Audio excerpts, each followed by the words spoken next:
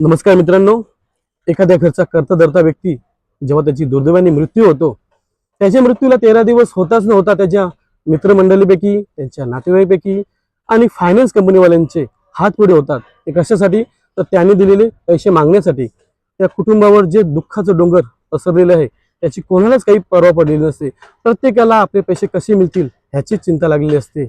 त्याच्या बायकोवर जे दुःखाचं डोंगर पसरलेलं आहे ते तर बाजूलाच राहतं, पण तिला आता टेन्शन झालेलं आहे की ह्या लोकांचे पैसे कसे द्यायचे, मुलांचे शिक्षण कसे पूर्ण करायचे, दैनंदिन जीवनाचा खर्च कसं पेलायचं आणि मुलांचं भविष्य, ह्या अनेक प्रश्नांचं भीतिमय वातावरण तिच्या समोर उभा राहिलेला असतो. मात्र या भीतिमय वातावरणामध्ये एक व्यक्ती असा असतो जो तिच्या घरी येतो आणि तिला सांगत असतो की बहिणी, तुझ्या नवऱ्याने माझ्याकडे एक प्लॅन घेतलेला होता. आज त्यांचा मृत्यू झालेला आहे, त्यामुळे त्या प्लॅनचे 15 ते 20 लाख रुपये त्यांना ॲज अ डेट क्लेम मिळतील.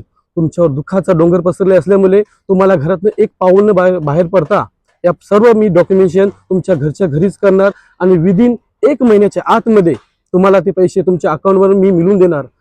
ह्या गोष्टी सांगणारा तो व्यक्ती असतो LIC एजंट. धन्यवाद.